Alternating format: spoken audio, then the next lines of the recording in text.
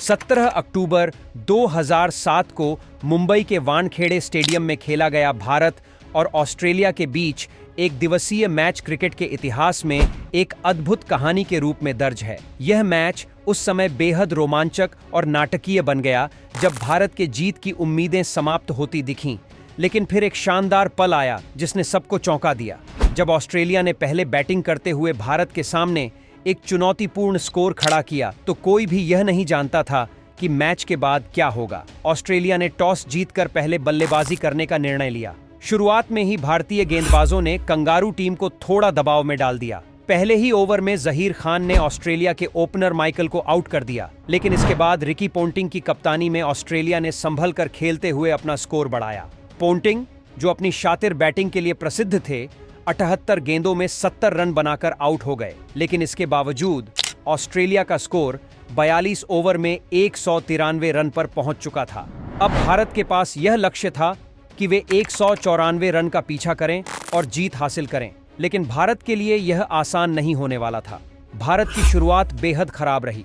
सौरव गांगुली और सचिन तेंदुलकर जल्दी आउट हो गए। फिर युवराज सिंह, महेंद्र सिंह धोनी जैसे दिग्गज भी एक एक कर पवेलियन लौट गए। भारत का स्कोर 64 रन पर 6 विकेट गिरने के साथ था और मैच में हार की आशंका बढ़ने लगी।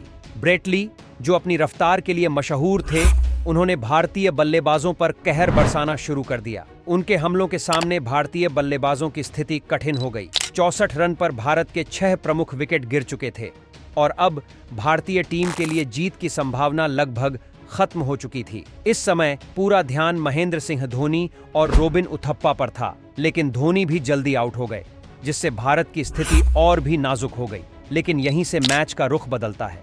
जब भारत की हार साफ दिखाई दे रही थी, तब एक और ट्विस्ट आया। रोबिन उथप्पा, जो पहले विकेट गिरने के बाद एक ठोस बल्लेबाज बनकर सामने आए, उन्होंने अपनी शानदार बल्लेबाजी से कंगारू गेंदबाजों की धज्जियां उड़ा दी। उनके साथ हरभजन सिंह भी कड़ी टक्कर दे रहे थे। उथप्पा ने एक के बाद एक शॉट्स खेलते हुए टीम का स्कोर बढ़ाया, जिससे भारत के जीतने की संभावना फिर से बलवती होने लगी। रोबिन उथप्पा ने 47 रन की शानदार पारी खेली और इस पारी ने भारत को मैच के करीब पहुंचा दिया।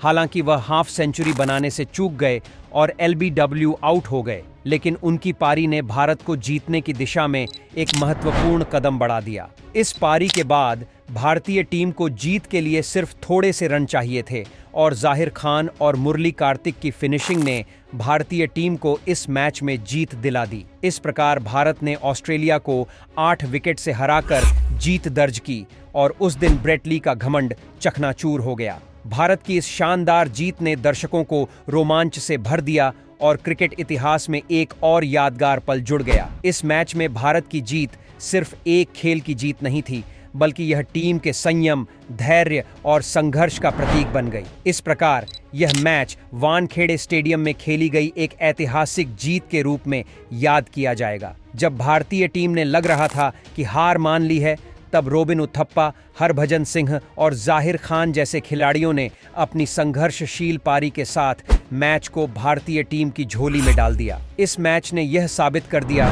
कि क्रिकेट में कोई भी परिणाम पूर्वानुमानित नहीं होता और खेल का रोमांच कहीं से भी बदल सकता है। तो इस शानदार और रोमांचक मैच के बारे में क्या कहेंगे आप?